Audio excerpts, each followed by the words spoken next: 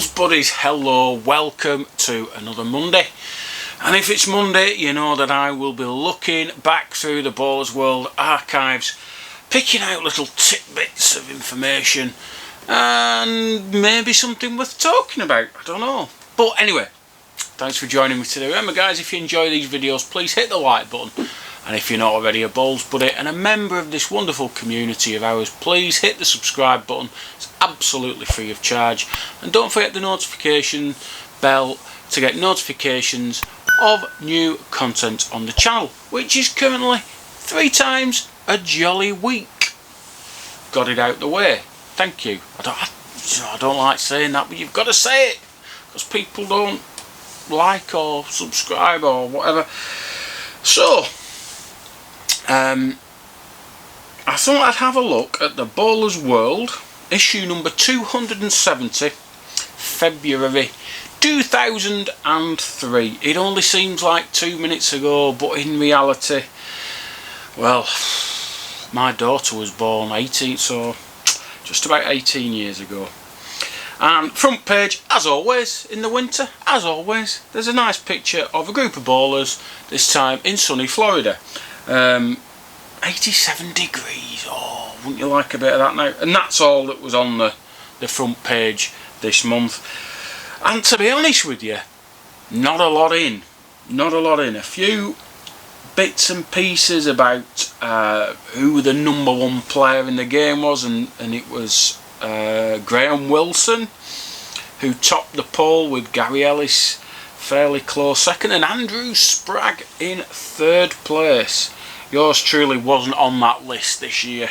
No, I do. I think, yes, I was working, I'd started working continental shifts in 2002, and they play havoc with your bowls career. You can't enter a lot of comps. But that's by the by, I guess. That's by the by. And to be honest with you, there's just one thing in this issue that I want to have a talk about, because the situation is still exactly the same, and it's on page 3, and the headline is Fee Plans Defeated. Proposals to introduce fees for both players and teams in the coming season were defeated at the Rules Revision annual meeting of the British Crown Green Bowling Association. The first proposal was that an annual fee of £1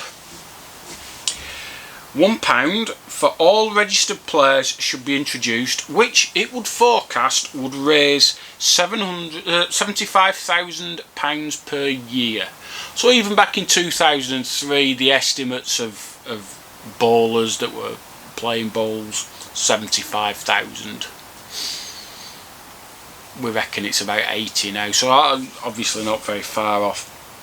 And the second proposal was for an annual club levy of £10 to generate a further £36,000.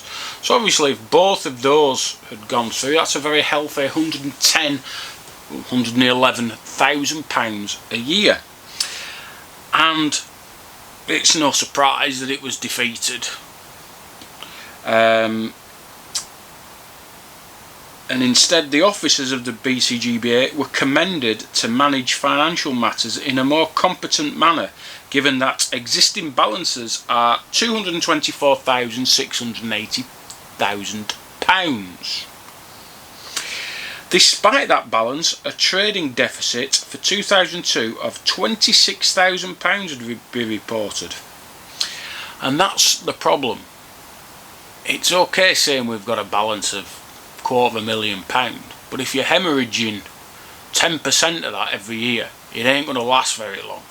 And the reason there was that deficit was because sponsorship wasn't great. It cost a lot of money to put on events, and you know, the All England, there's the business with putting up the temporary seating, and that always costs a small fortune, and they never recover the costs of it, but they have to do it. And it seems very reasonable to me that if you're a member of a national governing body, that you pay some sort of levy to it every year. And £1 seems an incredibly small amount for us to be so precious about and to knock back. And they tried again only a couple of years ago, and again it got knocked back. I think mainly because there wasn't the plans in place as to what they were going to do with the money.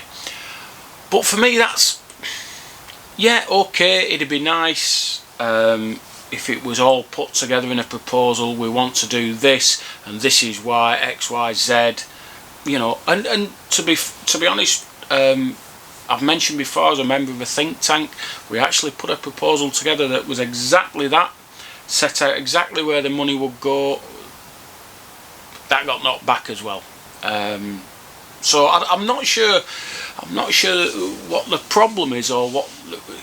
Arguably, it's irrelevant what they're going to do with the money, because it's going into the British Crown Green pot for them to do whatever it is they deem necessary to keep the game afloat, to promote the game, to make people aware of the game. And I think a lack of funds is a big issue. I think it was very short-sighted to stop the streaming. I know it cost 20 grand or whatever it was, but you know, that those costs used to be offset by sponsors, and it was only when the sponsors couldn't be found that it started costing them money. But you have a troll round Facebook, not Facebook, YouTube. Australian bowls, there's an event being streamed nearly every other day. It's massive. And yes, it's a bit easier to stream, and it probably doesn't cost as much to stream flat green bowls because you only need 2 cameras. But the point is, it's there, it's out there, and it's being watched, and it's being watched by people in this country who might get interested in flat green bowls and take that up. I've said it before, if people don't know about the game, they can't play it, and that seems to be our problem. Even in places that are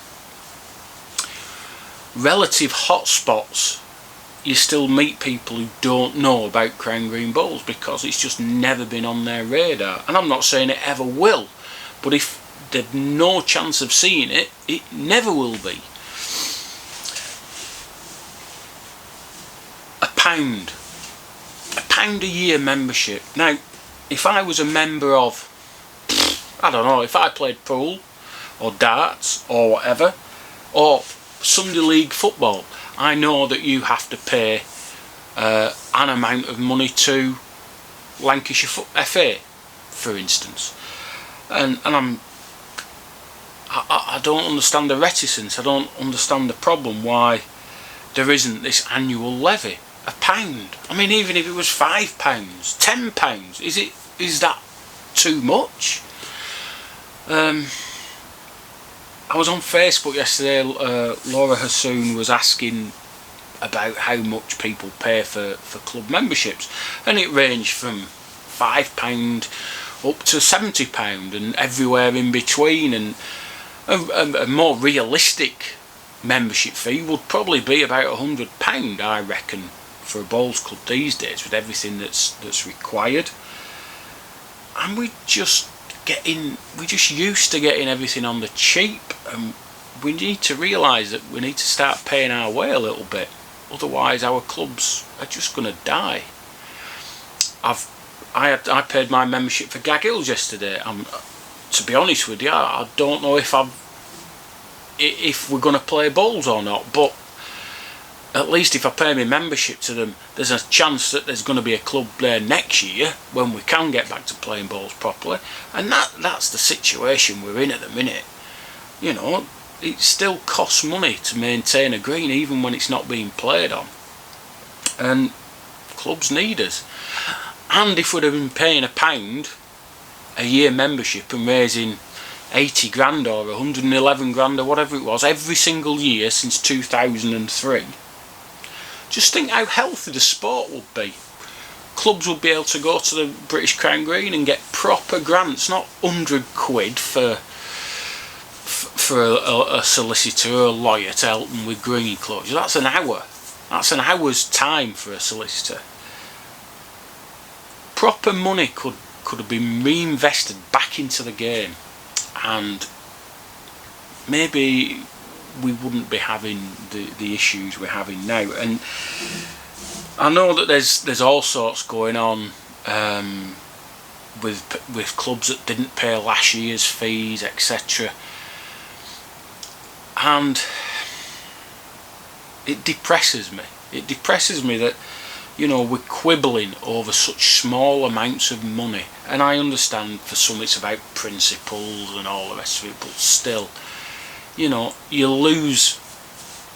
can lose more than a year's club membership down the back of your sofa on a night watching football. It's that sort of level that really, really frustrates me, that we are so tight. But not with everything, you know. I remember, I'll tell you two instances. First one, I was at an AGM. I was only maybe 14 or 15 years old. It was in a pub, and back in the day you could smoke inside, and the meeting's going on, and the treasurer says, look, as a club we're struggling, you know, we can't keep going on only paying £5 a year membership, so it's going to go up to £10 a year. Well, this one person stood at the bar was particularly upset with this, and spoke at length why he was opposed to it and how ridiculous it was, and if it went through he'd pack him bowling. And in the time it took him to resolve this situation, he drank 3 pints and smoked half a pack of fags, which was probably more than £5 of value then. That wasn't a problem though to him, but paying another £5 for the club where he plays bowls and didn't cost another penny unless he wanted to pay into the sweep every game.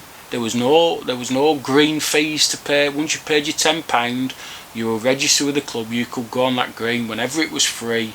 You could play in any team. It didn't cost you any more. And that's the mentality of an awful lot of bowlers still. You know, why should we? What do you mean we're doubling to £10? I'm not doing that, and knocking pints back and smoking and all the rest of it. And that's your choice, fantastic. But you know, if you want your club to survive, you'd be willing to pay that little bit extra. And I've probably told you this before, because this was ridiculous. At another AGM, the cost of a cup of tea was going from 20p to 25p, and it took over half an hour to sort that out as well. And in the end the price rise went through, but on the understanding that you got a biscuit with the cup of tea included in the price.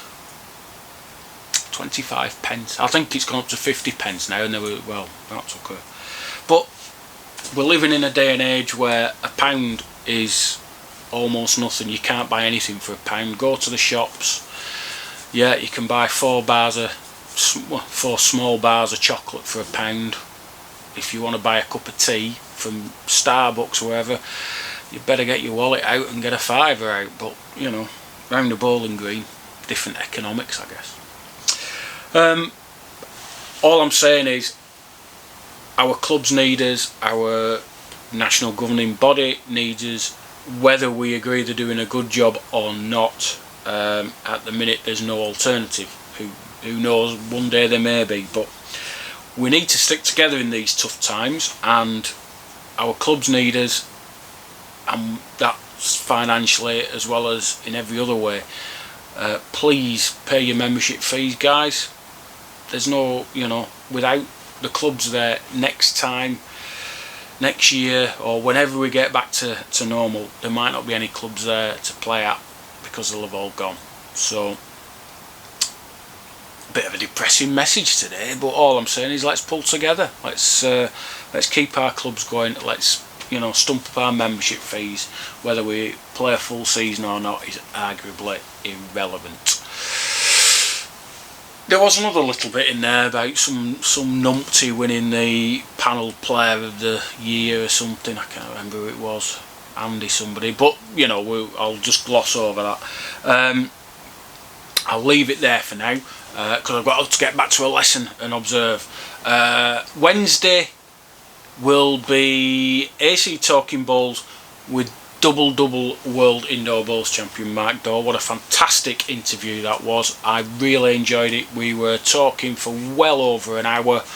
It's probably going to edit down to about 40 minutes, so yeah, I think you'll enjoy it. I think it was good. There was a lot of humour and a lot of good stuff. So join me Wednesday for that, a special feature that hopefully, fingers crossed, I might try and do one a month. I've got a few ideas of people to ask, and if there's any suggestions, I'll happily take those on board as well and see what I can do. Okay guys, so I'll leave it there. Sorry for moaning about money again, but you know, it's what it's what makes the world go round, isn't it? So see you Wednesday.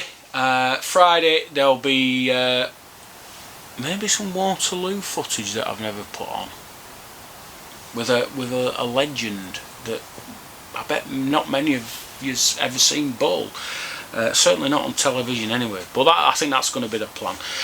So I'll leave it there guys. I'll wrap it up. Remember, stay safe, get your masks on. Let's hope the snow disappears as well, and I'll catch you Wednesday. Bye for now. See you then.